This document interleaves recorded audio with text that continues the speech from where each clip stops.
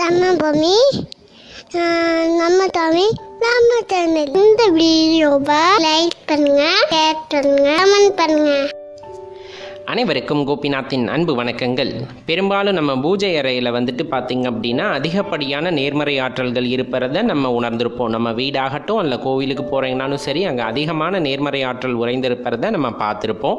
கண்கூட அதை நம்ம ரிசீவ் பண்ணுறதையும் உணர்ந்திருப்போம் அப்படின்னே சொல்லலாம்.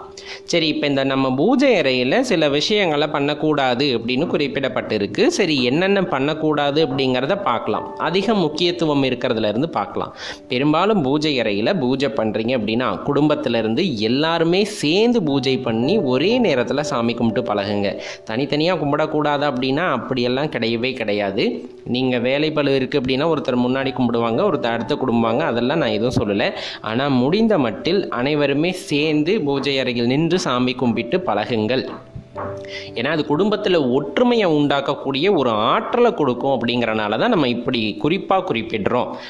அதே போல் பார்த்திங்க அப்படின்னா அங்கே இருக்கக்கூடிய விக்கிரகங்களாகட்டும் புகைப்படங்களாகட்டும் ஏதாச்சும் விண்ணப்பட்டு போயிடுது அல்லது சின்னதாக உடஞ்சிருக்கு அப்படின்னா அது பூஜைக்கு உதவுமா அப்படின்னா முடிஞ்ச அளவுக்கு அதை மாற்றிடுங்க. ஏன் அப்படின்னா எப்போவுமே ஒரு அட்டாச்மெண்ட் நம்மளுக்கு இருக்கும். நம்ம சென்டிமெண்ட் அப்படிங்கிறது நம்மளுக்கு எல்லாத்துக்குமே கொஞ்சம் ஜாஸ்தி அப்படின்னு தான் குறிப்பிடப்படுது. அப்படி பார்க்கும்போது ஏதாச்சும் விண்ணப்பட்டிருக்கு அல்லது உடஞ்சிருக்க மாதிரி இருக்குது அப்படின்னா அதை பார்க்க நம்மளுக்குள்ள ஒரு எதிர்மறை எண்ணம் தோன்றும். அஜ்ஜோ இப்படி ஆயிடுச்சேன்னு. அப்போ நம்ம நிம்மதியாக அங்கே நின்று சாமி கும்பிட முடியாது. அதனால் நீங்கள் என்ன பண்ணுங்கன்னா, கண்ணாடி விட்டுருச்சு அல்லது நீங்கள் வச்சுருக்க விக்கிரகத்தில் ஏதாவது விரிசல் விட்டுருக்க மாதிரி இருக்குது அப்படின்னா புதுசாக ஒரு ஸ்டாச்சுவோ அல்லது புகைப்படத்தையோ நீங்கள் வாங்கி வச்சுக்கலாம். அதே போல் பார்த்திங்கன்னா வீட்டில் விளக்கு ஏற்றுறது அப்படிங்கிறது ரொம்பவே முக்கியத்துவம் வாய்ந்தது. நிறைய பதிவுகளில் நம்மளும் குறிப்பிட்டிருக்கோம். விளக்கெல்லாம் எப்படி ஏற்றணும் அப்படின்லாம் நம்ம சொல்லியிருக்கோம். முடிஞ்ச அளவுக்கு விளக்கு ஏற்றுறீங்க அப்படின்னா எக்காரணம் கொண்டும் அதை மலை ஏற்றணும் அப்படின்ட்டு வாயில் தயவு செஞ்சு ஊதி அதை மலை ஏற்றிடாதீங்க. ஏன்னா அந்த தீபம் அப்படிங்கிறதே ஜோதி ரூபம் அப்படின்னு சொல்லுவோம். அதுவே இறைவன் அப்படிங்கிறவர். அப்போ இறைவனை நம்ம வாயால் ஊதி அணைக்கிறது அப்படிங்கிறது ரொம்பவே அபசகுணமான ஒரு நிலை. அது பெரிய காரியங்களில் மட்டும்தான் வாயால் ஊதி அணைப்பாங்க.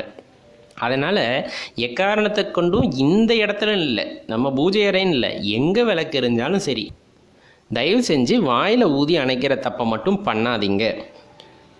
சில பேர் பார்த்திங்க அப்படின்னா தீட்டான நேரத்தில் சாமி கும்பிடலாமான்னு கேட்பாங்க. கட்டாயம் பண்ணக்கூடாதுங்க. அந்த தவறை நம்ம உணர்ந்தே பண்ணக்கூடாது. ஏதெல்லாம் தீட்டு அப்படின்ட்டு ஒரு பட்டியல் இருக்கிறது. அதில் குறிப்பாக பார்த்தோன்னா நம்ம வீட்டில் குழந்தை பிறந்திருக்கு அப்படின்னா அதற்கும் தீட்டு காலங்கள் உண்டு. அதே போல் வீட்டில் பெரிய காரியம் நடந்திருக்குன்னா அதுக்கும் தீட்டு காலங்கள் உண்டு.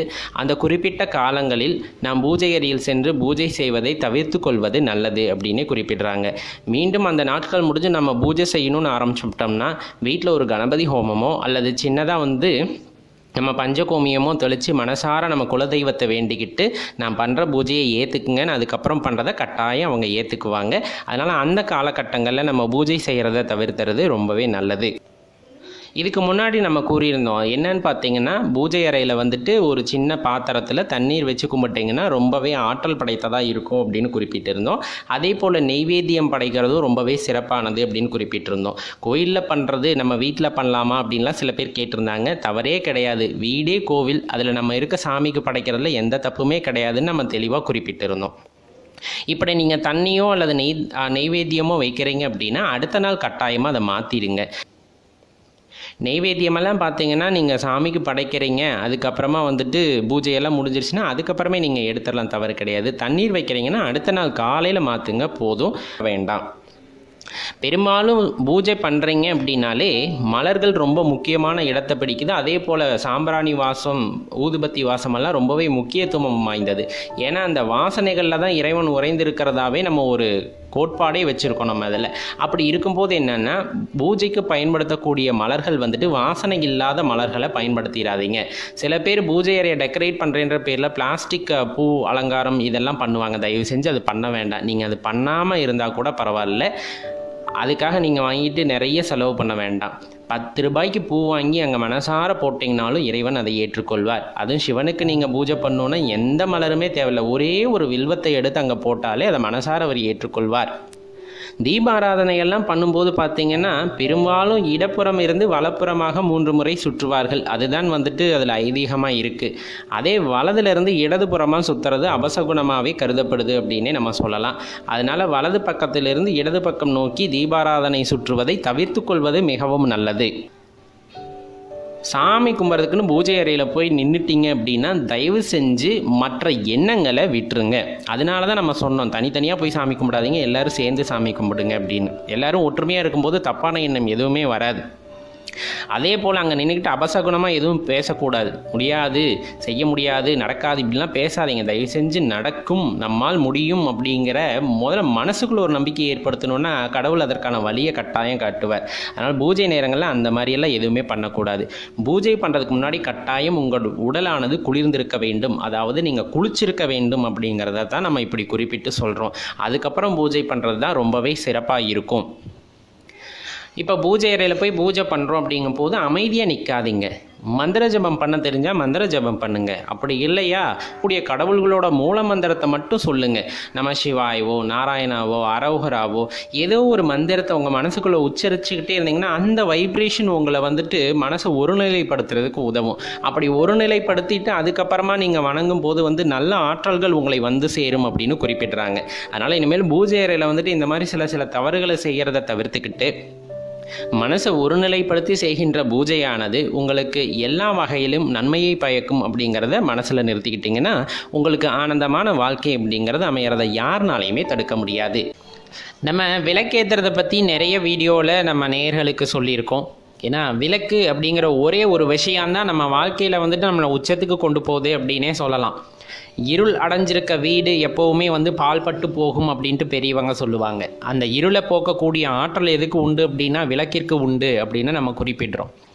நம்ம மனதுக்குள்ளே இருக்கிற இருளை அகற்றுறதுக்கு எப்படி ஒரு தெய்வீக நம்பிக்கை தேவையோ அதே போல் வீட்டில் இருக்கக்கூடிய இருளை போக்குவதற்கு கட்டாயம் இந்த விளக்குகள் அவசியம் தேவைப்படுகின்றது. ஒளி நிறைந்திருக்கிற இடத்துல பார்த்தீங்கன்னா எப்போவுமே நல்ல நேர்மறை ஆற்றல்கள் நிறைந்து காணப்படும் அப்படின்னு குறிப்பிடப்படுது. ஒன்றும் இல்லை, வித்தியாசம் நீங்கள் பார்த்தீங்கன்னா தெரியும். இருள் நிறைந்த இடத்துக்கு நீங்கள் போனீங்கன்னா உங்களோட எண்ணங்கள் பார்த்தீங்கன்னா சில நேரங்களில் தவறாக செயல்பட ஆரம்பிக்கும், தப்பாக யோசிக்க ஆரம்பிக்கும். ஆனால் அதே நீங்கள் வெளிச்சத்தில் போய் பாருங்கள், அந்தளவுக்கு அந்த எதிர்மறை தாக்கமானது இருக்கவே இருக்காது. ஏன்னா ஒளிக்கு அவ்வளோ ஒரு பவர் எப்போவுமே உண்டு. அதனால தான் நம்ம என்ன சொல்கிறோம் அப்படின்னா பூஜை அறையிலையோ இல்லை வீட்லேயோ கட்டாயம் எப்போவுமே விளக்கு எரிஞ்சிக்கிட்டு இருக்கிறது ரொம்ப நல்லது தான். சில பேர் என்ன சொல்லுவாங்கன்னா காலையில் ஏற்றுங்க, சாயந்தரம் ஏற்றுங்க, இந்த மாதிரியெல்லாம் கணக்கு சொல்லுவாங்க. ஆனால் நல்லா தெரிஞ்சவங்க எப்பவும் பார்த்தீங்கன்னா வீட்டில் அணையா விளக்கு ஏற்றி வச்சுருப்பாங்க. எப்போவுமே அந்த விளக்கு அணைய விட மாட்டாங்க. ராத்திரியாக இருந்தாலும் சரி, பகலாக இருந்தாலும் சரி, விளக்கு எரிய அங்கே வெளிச்சம் இருக்க லக்ஷ்மி தேவி ஆகப்பட்டவர்கள் அங்கே வாசம் கண்டிப்பாக செய்வாங்க. அந்த இடத்த விட்டு அவங்க நீங்க மாட்டாங்க. லக்ஷ்மி தேவி அப்படின்னு நம்ம சொல்கிறோம் அப்படின்னா செல்வம் மட்டும் கிடையாது. அந்த வீட்டில் சந்தோஷமாக இருக்கட்டும், நோய் நொடி இல்லாத வாழ்க்கையாக இருக்கட்டும், சாப்பாடாக இருக்கட்டும், பணமாக இருக்கட்டும், இன்னும் தங்கம், வைரம், வைடூரியம், வெள்ளி, எந்த விலை மதிப்பில்லா பொருட்களாக இருக்கட்டும், எல்லாத்துலேயுமே லக்ஷ்மி உறைந்திருக்கிறார்கள். அதனால தான் சொல்லப்படுறது வெளிச்சம் இருக்க வீட்டில் இதுக்கு எங்குமே பஞ்சமே இருக்காது அப்படின்னு குறிப்பிட்றாங்க. அதனால் முடிஞ்ச அளவுக்கு அணையா விளக்காக ஏற்றுங்க. சரி, இப்போ என்ன அப்படின்னு பார்த்தோன்னா விளக்கு ஏற்றுறது அப்படின்னு முடிவாயிடுச்சு அப்படின்னா பூஜை ரூமில் ஒத்த விளக்காக தயவு செஞ்சு ஏற்றாதீங்க அப்படின்னு குறிப்பிட்றதுக்காக தான் நம்ம இப்போ சொல்ல வந்தோம். நீங்கள் காமாட்சி அம்மன் விளக்கு ஏற்றுங்க, இல்லை சின்னதாக அகல் விளக்கு ஏற்றுங்க, இல்லை கஜலட்சுமி விளக்கு ஏற்றுங்க, எது வேணாலும் ஏற்றுங்க. ரெண்டு காம்போவாக ஏற்றணும்னு கூட அவசியம் இல்லை. அதாவது கஜலட்சுமி விளக்கு ஒன்று வச்சுருக்கோன்னா இன்னொரு கஜலட்சுமி விளக்கு தான் வைக்கணும் அப்படிங்கிறதெல்லாம் அவசியம் கிடையாது. ஒரு கஜலட்சுமி விளக்கு வச்சிங்களா இன்னொரு அகல் விளக்கு கூட ஏற்றலாம். இல்லை அதுக்கு பதிலாக என்ன பண்ணலாம் அப்படின்னா காமாட்சி விளக்கு ஏற்றலாம். இந்த மாதிரி எப்போவுமே பூஜை அறையில் 2 விளக்குகள் எரிஞ்சிக்கிட்டு இருக்கிறத நீங்கள் உறுதிப்படுத்திக்கணும். ஏற்றுனீங்கனாவே 2 விளக்காக ஏற்றி பழகுங்க. ஏன்னா அதுக்கு மிகவும் தெய்வீக ஆற்றல் அதிகம் அப்படின்னு குறிப்பிடப்படுது. சின்ன லாஜிக், கொஞ்சமாக வெளிச்சம் வர இடத்துல அதிக வெளிச்சம் வரப்போகுது. அப்போ அதிகம் வெளிச்சம் வருது அப்படின்னா அங்கே நேர்மறை ஆற்றல் அதிகமாக பரவப்போகுது அப்படின்னு அர்த்தம்.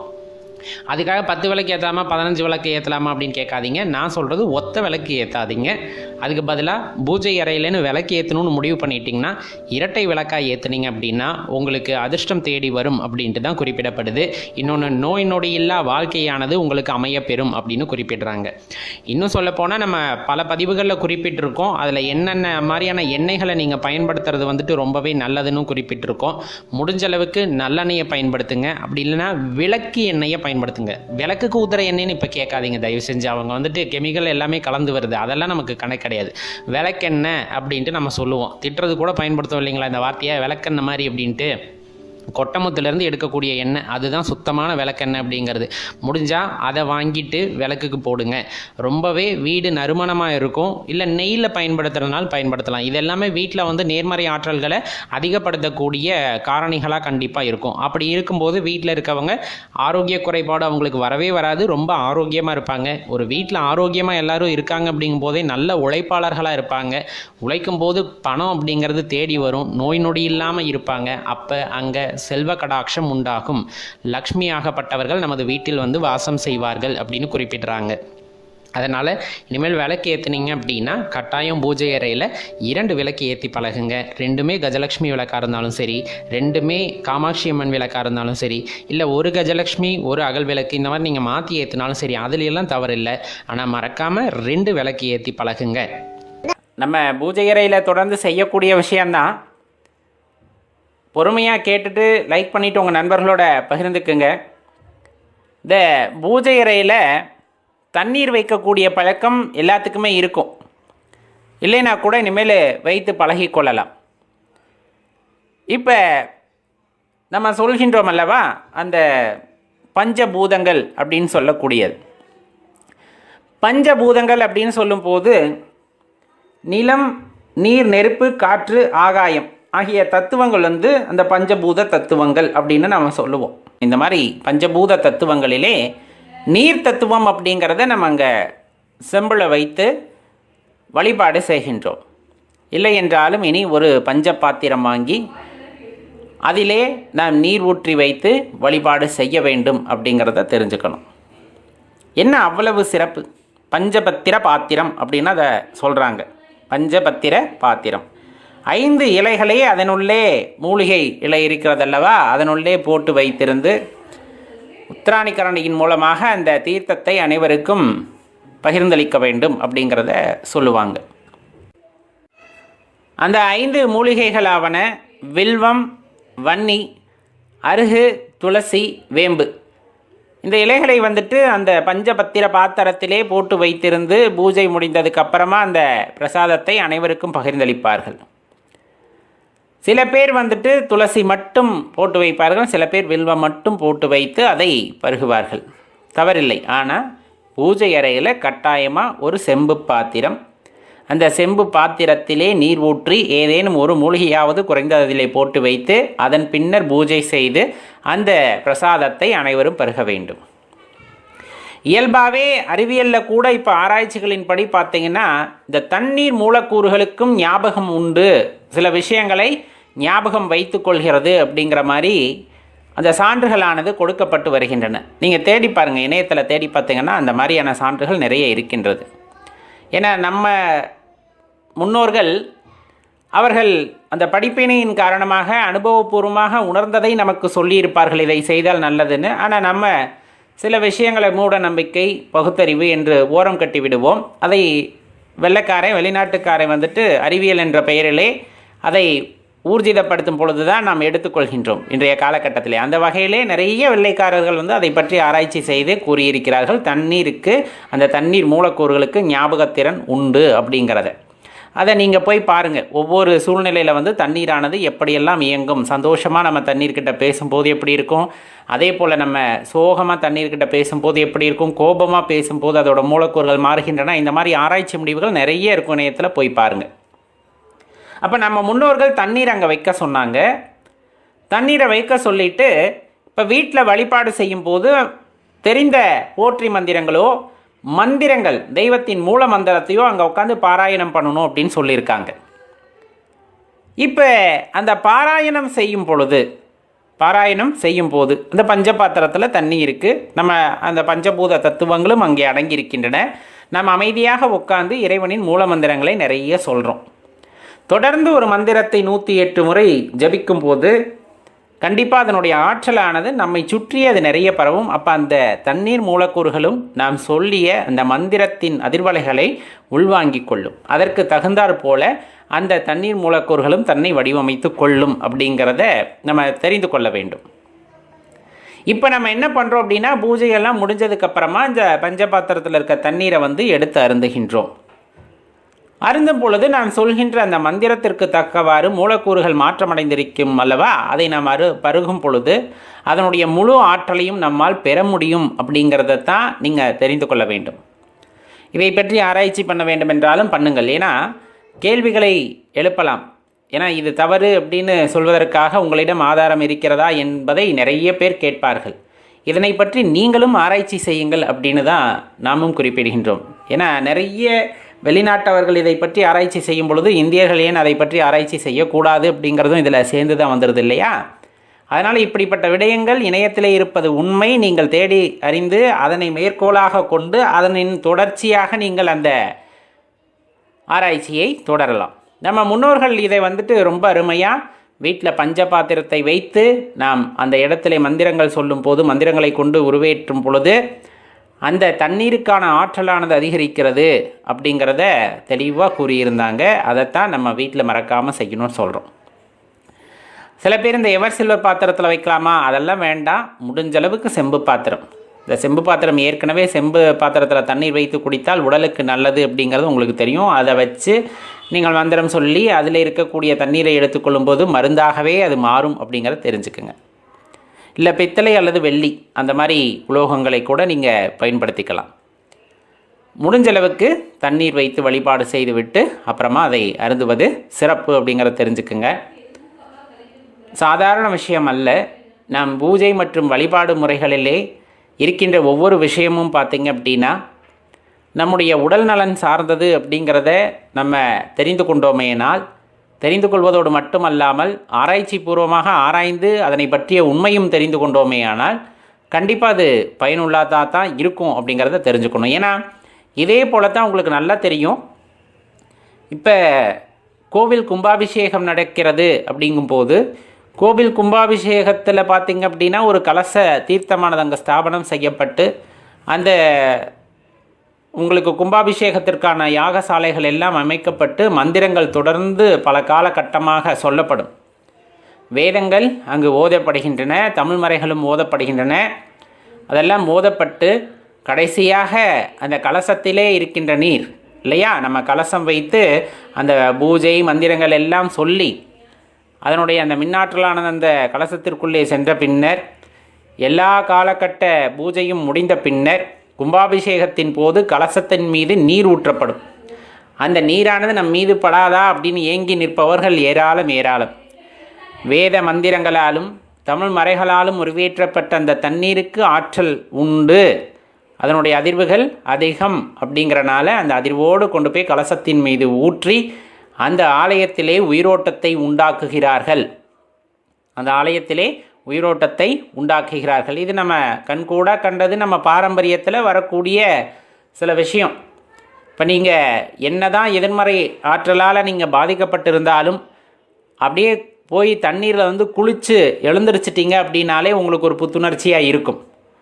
அதுலேயும் ரொம்ப பாதிக்கப்பட்டிருக்கு, உடல்நலம் பாதிக்கப்பட்டிருக்கு, ரொம்ப ஒரு மாதிரி இருக்குது அப்படின்னா ஒரு கைப்பிடி அளவு உப்பை தண்ணீரிலே கலந்து அதிலே குளிக்கும் பொழுது இந்த நோய் அணுக்கள் எல்லாமே வந்து இறந்து விடும், மேலே இருக்கின்ற நோய் அணுக்கள் அப்படின்னு சொல்லுவாங்க. அப்போ தண்ணீருக்கு மகத்துவம் அதிகம். அதனால தான் சொல்லப்படுறது, தண்ணீரோட அருமையை தெரிந்து பயன்படுத்துங்கள், தண்ணீரை வீணுமாக்காதீர்கள். அவரோட வீட்டிலையும் பார்த்திங்கன்னா பூஜை அறை அப்படிங்கிறது இருக்கும். ஒரு சிலர் வீட்டில் தனியாக இருக்கும், ஒரு சிலர் வீட்டில் ஒரே அறையாக இருக்கும். அதில் ஒரு பகுதி வந்துட்டு கடவுளுக்குன்ட்டு நம்ம ஒதுக்கி வச்சுருப்போம். அப்போ நம்ம அங்கே கவனிக்க வேண்டிய சில விஷயங்களை மட்டும் சுருக்கமாக பதிவிடுகின்றோம். அதை ரொம்ப கவனமாக கேட்டுக்குங்க. ரொம்ப முக்கியமான விஷயம், இறைவனுக்கு தனி அறை நம்மனால் ஒதுக்க முடியவில்லையே அப்படிங்கிற எண்ணம் எப்பொழுதுமே மனதில் இருக்கக்கூடாது. நாம் இருக்கின்ற இடத்தில் இறைவன் இருப்பார். அப்போ நம்ம வசிக்கின்ற அந்த இடத்திலும் வந்துட்டு இறைவன் இருப்பார் அப்படிங்கிற அந்த நம்பிக்கை கண்டிப்பாக எல்லோருக்குமே வேண்டும். சிலை வழிபாடு செய்கிறீர்கள் அப்படிங்கும்போது ரொம்ப முக்கியமான விஷயம், நம்ம இப்போ சாமியோட படங்களை வைத்து வழிபட்டாலும் சரி, சிலைகளை வைத்து வழிபட்டாலும் சரி, ரொம்பவே தேவையான விஷயம்னா பக்தி அன்பு அப்படிங்கிற விஷயந்தான். ஆனாலும் சிலை வழிபாட்டுக்குன்னு அந்த ஆகமங்களில் குறிப்பிட்டிருக்கபடி முறையாக நம்மளால் வழிபாடு செய்ய முடியுது அப்படின்னா ரொம்ப சிறப்பான விஷயம். இல்லை அன்பின் காரணமாக நான் வைத்து வழிபடுகின்றேன் அப்படின்னா பூரண அன்போடு வைத்து வழிபட வேண்டும். பராமரிப்பு இல்லாமல் அப்படியே விட்டுட மட்டும் கூடாது, தெளிவாக தெரிஞ்சுக்குங்க. அது ரொம்ப முக்கியமான விஷயம். எப்போவுமே பூஜை அறை அல்லது அந்த பூஜை நீங்கள் வச்சுருக்கீங்க அலமாரி அப்படின்னா மங்கள பொருட்கள் அங்கே இருந்தாக வேண்டும். அது ஒரு ஸ்பரிசத்தை அங்கே உண்டு பண்ணணும். மஞ்சள், குங்குமம், சந்தனம், ஜவ்வாது இந்த மாதிரி மங்கள பொருட்கள் அங்கே இருக்கிறது அப்படின்னா அது ஒரு நேர்மறை அதிர்வை, ஆற்றலை அங்கு உண்டு செய்யும். அதனால் அந்த பொருட்கள் எல்லாம் எப்போவுமே அங்கே இருக்க மாதிரி பார்த்துக்குங்க. இரும்பு சம்பந்தப்பட்ட எந்த பொருட்களையும் பூஜை அறையில் பயன்படுத்த வேண்டாம். இந்த எவர் சில்வர் பயன்படுத்தலாமா அப்படின்னா இரும்பின் தன்மை அதிகமாக இருக்கக்கூடிய எவர் சில்வராக இருந்தாலும் தவிர்த்து விடுங்கள். அது குறிப்பிட்டு சொல்லப்படும் அந்த மாதிரி பொருட்களை தவிர்த்து விடலாம் என்று. அடுத்து பார்த்திங்கன்னா ரொம்ப குழப்பமாக இருக்குது. இப்போ நம்ம வீட்டு பூஜை அறையில் வந்துட்டு குலதெய்வ படத்தை வைக்கலாமா அப்படின்னு இருக்கும். பெரும்பாலும் வைத்து வழிபடுவார்கள்.